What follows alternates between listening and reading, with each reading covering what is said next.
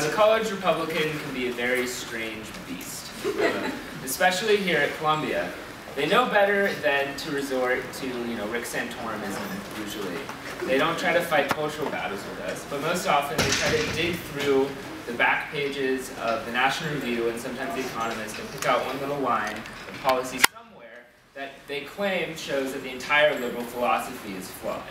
A perfect example of this is something called Solyndra, which was a company, a solar company specifically, that was included in the Recovery Act at the very beginning of President Obama's administration that we gave loans to and ultimately went bankrupt.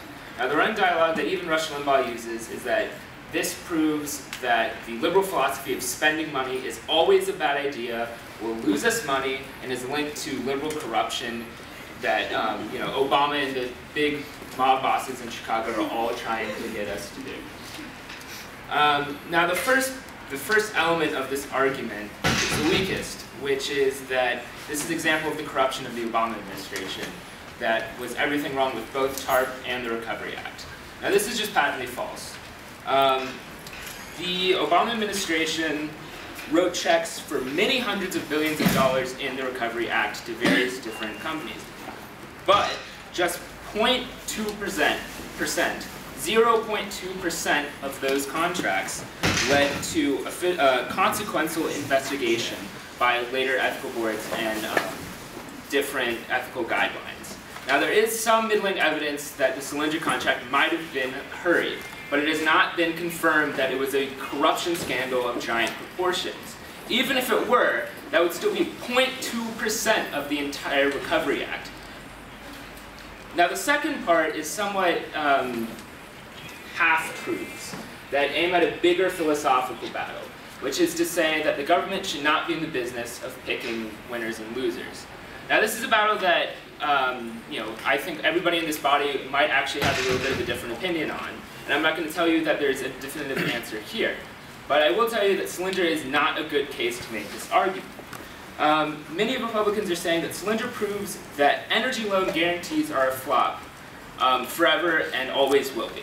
This is not exactly the case. The Energy Department's loan guarantee program, which Solyndra was a part of, which was enacted in 2005 with bipartisan support originally, has backed $38 billion in loans for over 40 different projects. Solyndra represents 1.3% of this portfolio, 1.3%, and it is the only loan so far that has gone bankrupt, or the only company that has gone bankrupt that has received a loan.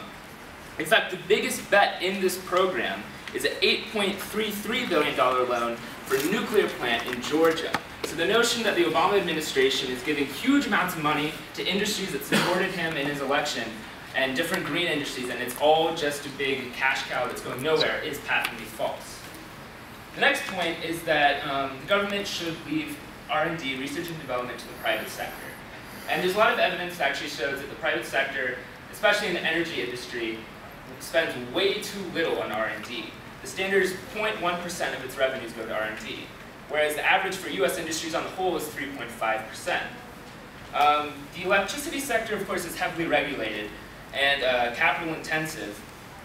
Many power plants are slowly decaying, so this actually makes the case worse for electricity companies a lot of the time.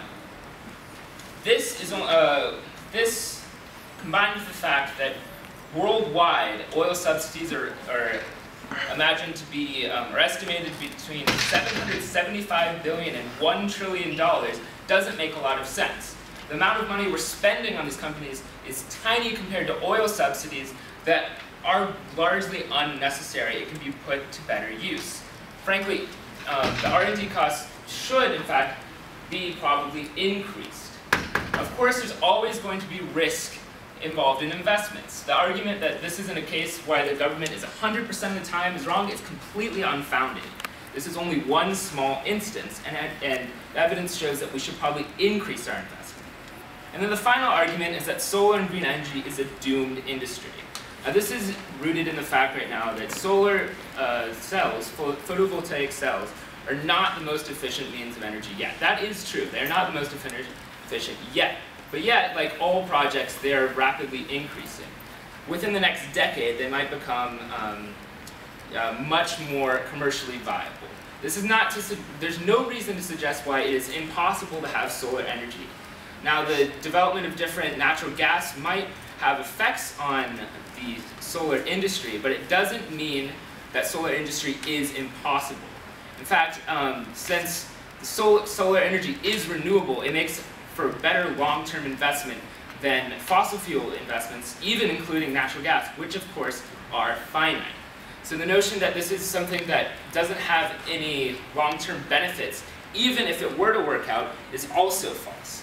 So in summary, the first half of their argument, which is that this is an example of President Obama being corrupt, is patently false. Even though there are some questions about how the contract was landed, if it were true, it's 0.2% of the Recovery Act. Now the second larger point, that we should never spend our money in this way, is at best insignificant. Again, Solyndra was a tiny portion of the Recovery Act, and we're already wasting a lot of money on subsidies that aren't already necessary, and the track record thus far has shown that these bets are not failures and can contribute. Thanks.